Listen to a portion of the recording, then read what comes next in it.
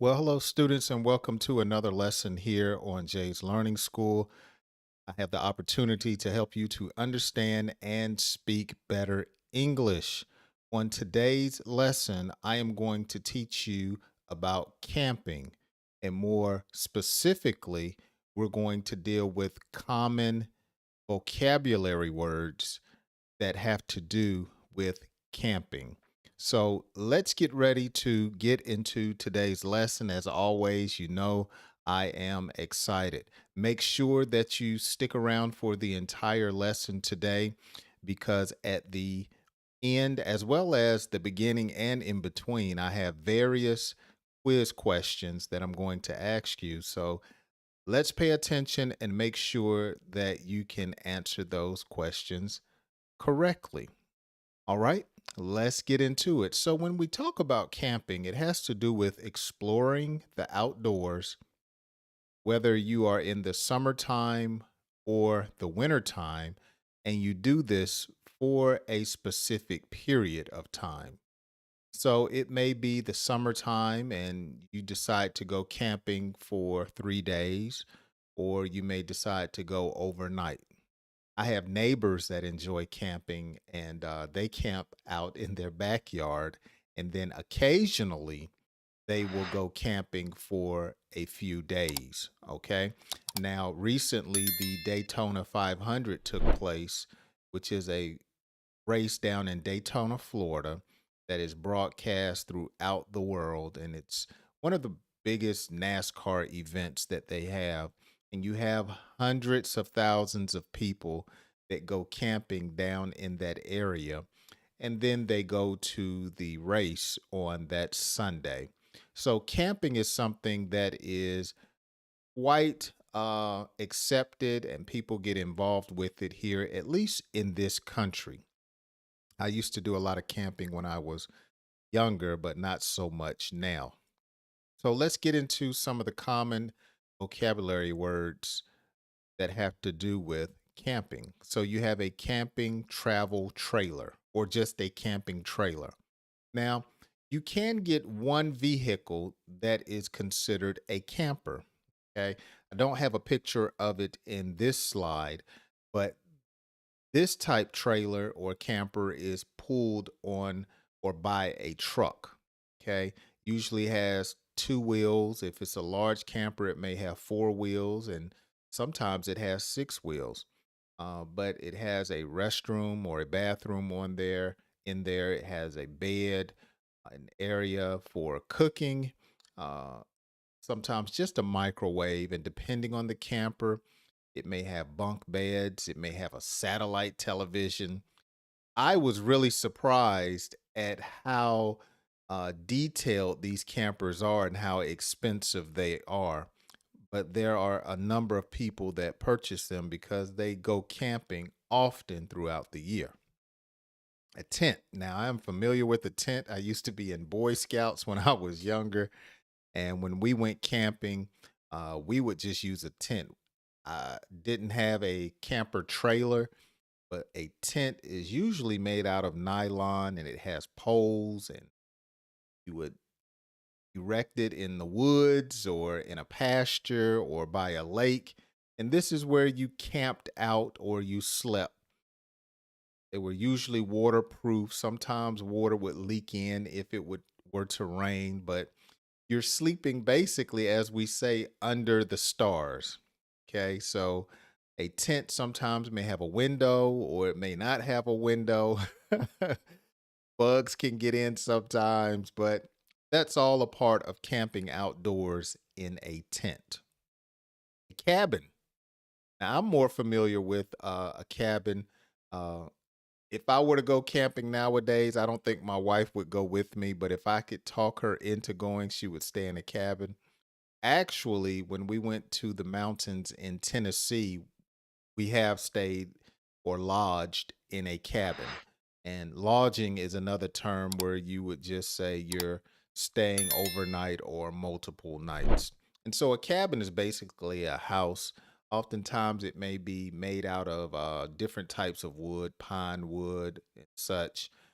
Usually has an open floor plan, and there's maybe not a television because it's all about being in nature or outdoors. So some cabins have fireplaces, some do not.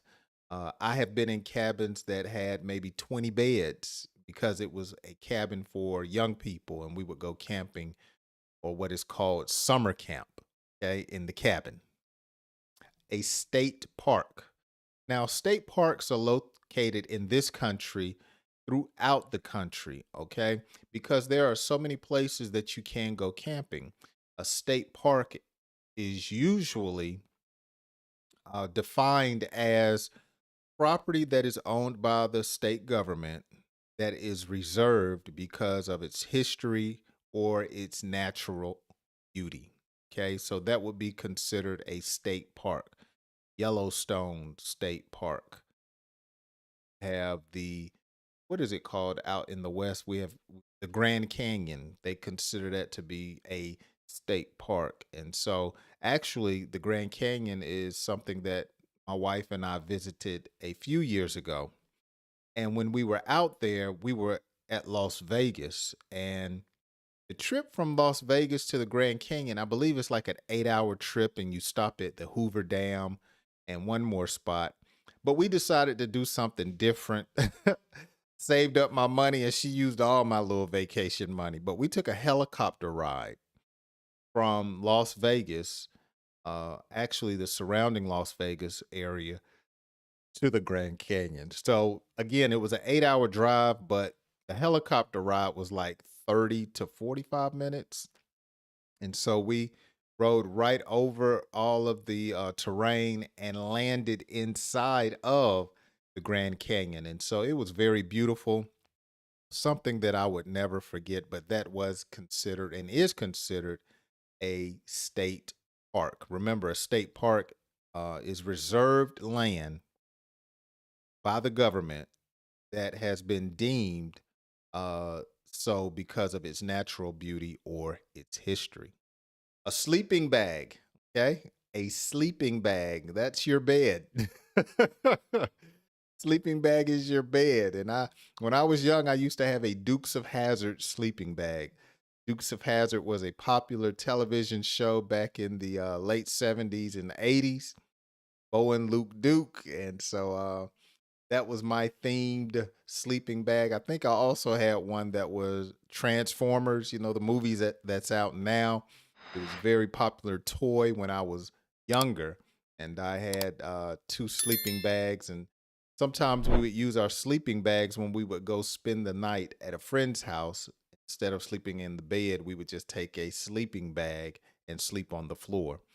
And sleeping bags are used to sleep on the ground. On the ground. Maybe I'll tell you a story with my kids and their sleeping bag and their camping experience later on in today's lesson. Okay. A sleeping bag. A fishing license. Now, when you go camping, more than likely in this country, you will need a fishing license unless you are on private property.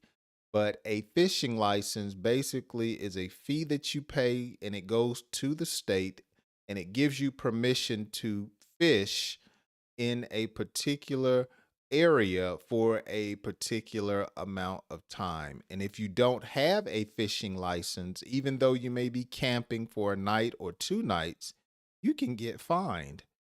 So it is important to have a fishing license and you would keep it in your wallet or in your pocket or on your person. So if you are approached by a government official, you can prove that you have a permit to fish in that particular area, a fishing license. And most people that go camping, they know how to obtain a fishing license, and usually nowadays you can obtain them online. Now, the park ranger is the one who will check you for your fishing license. A park ranger is basically an official in a state park that is making sure that laws are being maintained, that nothing illegal is happening in that particular park or that reservation.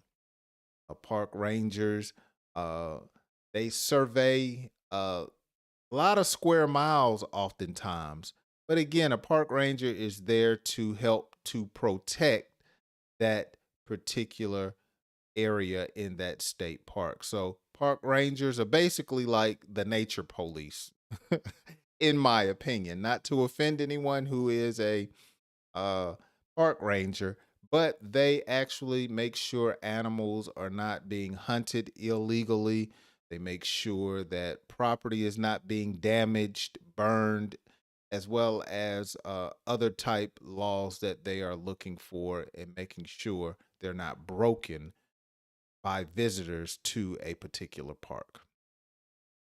All right, here's our first pop quiz question for today's lesson. What is an area of land that is owned and protected by a U.S. state because of its natural beauty or its importance in history called? What is that land called that is owned by a state government because of its natural beauty or its importance in history? Now, I talked about this earlier in the lesson. Real simple. Let's see if you can get that answer correct. Make sure you leave the answer down in the comments section. Let's go to our next section. A canoe is a small boat that is shaped like a banana. And if you don't know how to balance, it is easy to tip the canoe over. And the canoe, you have an oar, and it helps you to paddle. And so you may go to the left and then go to the right, and then when you want to turn, you just use one particular side. You want to turn the other way, you use the oar to paddle that particular way. And then when you want to be still, you can drop an anchor. But canoes are pretty nice. Most people don't use canoes anymore. You see a kayak. I have a neighbor down the street, and she goes to the local reservoir, and she loves her kayak. She has two or three dogs, and they actually get on the kayak with her. So it was something amazing to see. But she stays out on the lake all day in the summertime. That's her way to relax. She doesn't camp out, but she goes to the lake to relax. A canoe. River rafting. Wow. So when you're river rafting, you're actually on an inflatable boat, and you're on the river going usually downstream, and it's pretty fun, but it can be dangerous. I have gone river rafting one time, and I really enjoyed it. It can become quite dangerous if there's rocks in the path because you have to go over the rocks, and the raft will jump out of the water, and the water is cold and it gets in the water, and but it's beautiful, it's fun. And the thing about river rafting is at the end of the ride you have to jump out of the raft and walk to the shore, and the current from the river is usually quite strong. And so if you're not a great swimmer, or if you lose your balance, the current from the river can actually drive you downstream. And so that was a little frightening for me when I was a teenager. I jumped out and got caught a little bit by the current of the river. But thankfully, I made it to the shore because here I am. So, river rafting is very, very fun. Some people do it as a recreation sport, or is usually something that people do when they go on vacation and they may take a river rafting tour. Okay. A poncho. Okay. It's basically a pullover piece of plastic that you would wear when it's raining. A poncho. A poncho usually has a hood. They're usually colors of like yellow or blue. I know you see here in this picture, there are some that are clear or white, but oftentimes they're yellow or blue. So if you are lost, you can be easily spotted. But a poncho is just primarily used to keep you from getting wet in the rain. Okay. You will not be warm with a poncho, it is very thin. Actually, you can fold a poncho up and it can fit in your bag or in a coat pocket. You actually see people using ponchos when they have baseball games and the game has a rain delay. You'll see people sitting in the stands wearing ponchos. Okay. Wildlife. Wildlife is something that you will pretty much see when you go camping. Now, depending on where you camp, will determine the type of wildlife that you see. There's a television show that comes on here in the States called Yellowstone. And during this show, it is actually filmed out west, and they show some of the scenery is so beautiful and some of the wildlife. But the wildlife they have out west in the United States is different from the wildlife that we have here down south. Here down south, we'll have turtles, we'll have black bears, we'll have snakes, such as water moccasins. Here is a fox, we have foxes. So these are some of the type wildlife, and of course, deer. Deer are very popular in this particular area. Now, deer down south, they're kind of scary. They stay away from humans. But deer up north and out west, they are more familiar with human contact, and you can feed the deer there straight from your hand, right from your hand. You can put deer food and grain in your hand, and the deer will walk up and eat out of your hand. Now, down here in the South, they won't do that. I remember one time when I was in Colorado as a child, uh, for the first time, I was so amazed how the deer walked right up to my hand and ate the corn right out of my hand. That was part of the wildlife. Those are the animals that make up the wildlife in that area. Okay. Private property. Now, if you go camping, more than likely you will see a private property sign that says no trespassing. So, a private property sign lets you know that it is not public property. And once you see that sign, it would be illegal for you to go onto someone's property without their permission. And so private property lets you know that, hey, this is not for the public. This is owned by a individual or a company, and they don't want anyone on property. Some people actually have signs that say all trespassers will be shot. Don't want to be shot for going on private property, okay? Hiking. When people go camping in order to see the nature, the wildlife, or to get exercise, many people go hiking. They'll have trails for hiking, which are paths through the wooded area or through the park that you can hike. You sometimes can ride a bike, you can walk, you can jog. I enjoy hiking. I don't do it often, but I have done it. I love it because of one of the exercise, but two, I like seeing nature and seeing the scenery. Now, I'm not one of these ones that will go on a 10 or 12-mile hike, but if it's under 5 miles, I think I can handle that. Hiking. I have actually hiked up Stone Mountain here in Georgia. So the world famous Stone Mountain, they have hiking trails that will take you from the bottom of the mountain all the way to the top. And so I have done that one time, and I really enjoyed hiking or climbing that particular mountain. Bow and arrow. Now, most people that go camping, they have activities that they do. And shooting a bow and arrow is a popular activity that many children and adults do. Some do it for competition, some do it for exercise, but shooting bow and arrows is pretty fun. So you point the arrow at a target, you pull back the bow, and you release. And the objective is to get as close to the middle of the target as you can. So if you have not shot a bow and arrow before, at least try to do so because it is a great experience. I can't remember the name of this game now. I think it's corn something where they toss like bean bags into a hole. And so a lot of people do that. That's pretty fun. Matter of fact, that's a competition now, and people get paid to play that game. Maybe you can let me know down in the comments. What is that game called where they toss the bean bags into the little hole, maybe 10 feet away? It's pretty fun.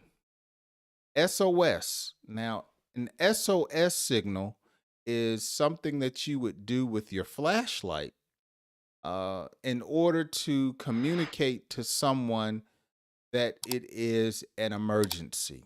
Okay, you may need to make an SOS call on your cell phone or an emergency phone call.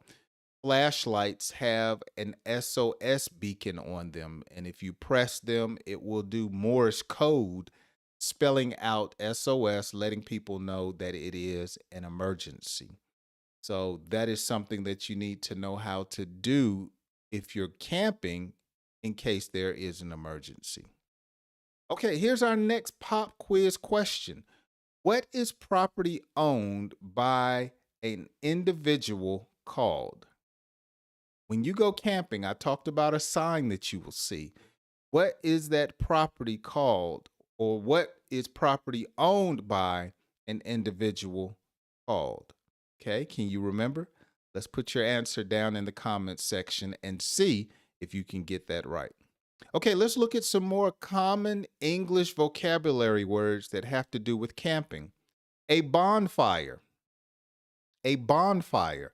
Now, bonfire is a huge fire that you make at the campground. Now, there are two types of fires. You have a bonfire and a campfire. Now, a campfire is usually small, and the bonfire is usually big. And usually at the bonfire, you would have a group of people, or the campers would come around the bonfire, tell stories, hang out. Sometimes they would cook certain things, but a bonfire gets so hot, it's really not made for cooking. That's more so for a campfire. But the bonfire is made to, if it's in the winter, to keep everyone warm. Now, if a bonfire happens or you make one during a summer camp or a summertime when you're camping, it's actually where people come to hang out. And I'm telling you, it gets hot. Few years ago, we made a bonfire for a youth group, and it was so hot. It was wintertime. I had to come out of my coat, my sweater. I was sweating. It was just that hot around the bonfire. And so remember, a bonfire is a large fire, usually made with pallets and pieces of wood, but a campfire is pretty small. You can make it with kindling or small pieces of wood, limbs, and maybe a log or two. Okay? S'mores. Now, s'mores are a very popular dessert that is made when people go camping. And it consists of graham crackers, chocolate, and marshmallows. And so you would put the graham crackers like a sandwich, like bread from a sandwich, and in between would be the marshmallows and chocolate, and you would eat it. And so what people do is they put the marshmallow and the chocolate on a stick or a skewer, place it over the campfire or a bonfire, and let it melt. Then take the two graham crackers like a sandwich, place them in between, press it and pull it, and then you eat it. It's very sweet, but it's really good. So a s'more. And it's very inexpensive to make. You only need those three ingredients: a candy bar, marshmallows, and graham crackers. And it's enjoyed by everyone, at least that I have come in contact with. Mosquito spray. Okay, so mosquito spray is what you need when you go camping to keep mosquitoes off of you from biting you around your neck, on your skin, on your legs. And so you would spray mosquito spray on you. Now, if you're like me, you may not prefer to use mosquito spray, or we have a brand that's pretty popular here in this country called Off. But you can actually put things on you like lavender oil, peppermint oil, tea tree oil. You can drop all of these essential oils on a cotton ball and place it on your skin, and that will keep the mosquitoes away. So lavender, tea tree oil, lemon oil, um, these type essential oils do the same thing that mosquito spray does, but they're all natural. Okay, mosquito spray may have a little bit of chemicals in it, but it's not harmful to human skin. Okay, ticks. Ticks are usually uh little small insects, I guess you could call them, that are in the woods. And when you go camping, you have to watch out for them because they can jump on your skin, lock in, and just suck blood, and they just become real big and fat. But the thing about ticks are you have to be careful about how you remove them because they can become stuck in your skin and cause disease. Ticks get on dogs, they get on pets, cats, and such, but they also get on humans. Okay, so they can get inside of a tent, they can get in your shoe. And so you have to be careful and watch out for ticks because ticks, they will bite you and suck blood out of you. Yeah. Poison ivy. Now, when you go camping, you have to be careful about poison ivy because if you brush up against poison ivy on your skin, on your face, you will get a rash. You will break out. You will start itching, and you will have to put what is it called? Calamine lotion. This pink lotion you put on you, so you can stop the rash from spreading on your skin or agitating your skin. There's actually another one called, I believe, poison oak. And so you just have to be careful because usually people brush up on it when they're camping and have no idea what it looks like. And before you know it, they're scratching and itching, and it can be on your neck, and you can scratch over here, but then start scratching your arm, and then you've passed it from here to your arm. So it's amazing. It's contagious, and so you just want to be careful with poison ivy. And sure enough, don't scratch your eye or your mouth. The constellations. Now, when you go camping, one of the most beautiful things that you can experience is at night. It's just to look up into the sky, into the heavens, and see the stars, and or what's called the constellations. Okay, I love trying to identify the North Star, the Big Dipper, the Small Dipper, Orion's Belt. All of these different star patterns or constellations you can see when you go camping or when it's a clear sky at night. Okay, so it is a beautiful thing just to look up and see creation. And I enjoy looking at the constellations. And sometimes it's amazing what you may think is a star is actually an airplane because it'll have lights on the airplane blinking and going across the sky. But it's so beautiful to look up and to see. And finally, the last English vocabulary word that has to do with camping is a hammock. Okay, so a hammock is basically, I can't even call it a chair, but it's you relax in it, you sit in it, you can lay in it, and you tie it between two posts or two trees or a truck in a tree. And it's you have to have good balance because you can get in a hammock and fall out. But once you get in a hammock, it is very, very comfortable and very relaxing because you can swing from side to side and sleep at the same time. You can lay in a hammock and read a book. You can lay in a hammock and look up at the stars, lay in a hammock and fall asleep, drink a fruit drink. So hammocks are a part of camping or the camping experience, and I believe it's something that everyone should try at least one time. So these are all of the common English words that have to do with camping. Let's look at our last pop quiz question for today. True or false? This is different. A campfire is larger than a bonfire. True or false? A campfire is larger than a bonfire. Let's put your answer down in the comments section and let's see who can get all of them correct. Well, it's time for a subscriber shout out, something I do here on the channel. I really appreciate all of the subscribers that subscribe to the channel. And if you're not a subscriber, make sure you go ahead and subscribe. But I would like to thank some of my newest subscribers here on the channel. Here they are right here. Thank you so much for subscribing to Jay's Learning School. I hope you are active in the comments section. Hope to hear from you on one of my future lessons. Well, let's look at a recent comment. And this is from one of my frequent commenters here on the channel. Frequent subscribers, shall I say, they comment frequently. Super M says, thanks for the recommendation. I'm going to watch these movies to improve my English. So this is from the video where I talked about movies that you can watch to improve your English. So they were appreciative of that. And I replied with a thumbs up and said, that's great. They all have life lessons and I enjoyed watching them over the years. I hope you enjoy them. So thank you so much for the comment.